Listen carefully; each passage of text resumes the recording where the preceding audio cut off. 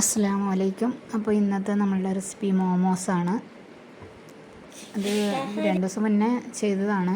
അപ്പോൾ മോമോസിന് വേണ്ടി ഞാൻ മൈദ, 1 ബൗൾ മൈദ, ആവശ്യത്തിന് ഉപ്പ്, ഒരു അര ഗ്ലാസ് വെള്ളവും ചേർത്ത് കുഴച്ച് അത്യാവശ്യം ഒരു ടൈറ്റിൽ തന്നെ, കൂടുതൽ ലൂസ് ആവണ്ട, നമ്മൾ ചപ്പാത്തിക്കൊക്കെ കുഴക്കുന്ന പോലെ ആ ഒരു രീതിയിൽ മൈദ കുഴച്ചെടുക്കണം.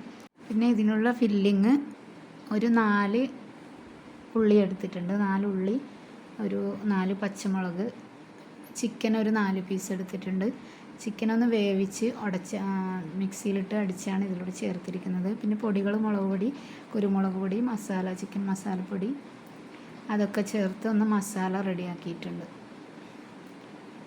ഇനി ഇതിപ്പം കുഴച്ച് വെച്ചിരിക്കുന്ന മൈദ ചെറിയ ചെറിയ ബോൾസാക്കി ഒരു പൂരിക്കൊക്കെ നമ്മൾ ചെയ്യുന്ന പോലെ പൂരിയുടെ അത്ര വലുപ്പത്തിലാണ് ഞാൻ പരത്തിയെടുത്തിരിക്കുന്നത്. ചെറിയ ബോൾസാക്കിയിട്ട് കുറച്ച് പരത്തിയെടുത്താൽ മതി. പിന്നെ ഇങ്ങനെ ഞൊറിഞ്ഞെടുത്തിട്ടാണ് മോമോസ് നമ്മൾ റെഡിയാക്കേണ്ടത്. ഇത് നമുക്ക് എണ്ണയിലിട്ട് പൊരിച്ചും ആവിയിൽ വേവിച്ചും ചെയ്യാം. ഞാൻ ആവിയിലാണ് വേവിക്കുന്നത്. അപ്പോൾ മസാല ഓരോന്നും വെച്ച് ഇത് ഫില്ല് ചെയ്യുന്നുണ്ട്, നിറച്ചിട്ട് ഇങ്ങനെ ഞൊറിഞ്ഞ്. ഇത് എളുപ്പമാണ് നമുക്കിങ്ങനെ ചെയ്യാൻ. അങ്ങനെ പല ഷേപ്പിൽ മോമോസ് ചെയ്യാറുണ്ട്. അങ്ങനെയാണ് ചെയ്യുന്നത്. അപ്പോൾ എല്ലാം ചെയ്തതിന് ശേഷം അപ്പച്ചമ്പിൽ ആവിയിൽ വേവിക്കുന്നുണ്ട്.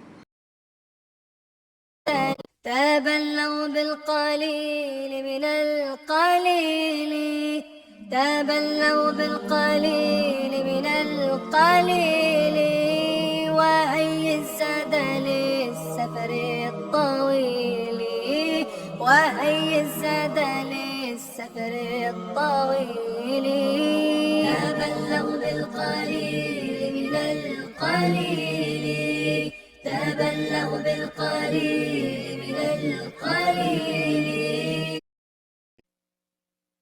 أشرقت نفسي بنور من فؤاد تبلغوا بالقليل من القليل تبلغوا بالقليل من القليل وهي الزاد للسفر الطويل وهي الزاد للسفر الطويل.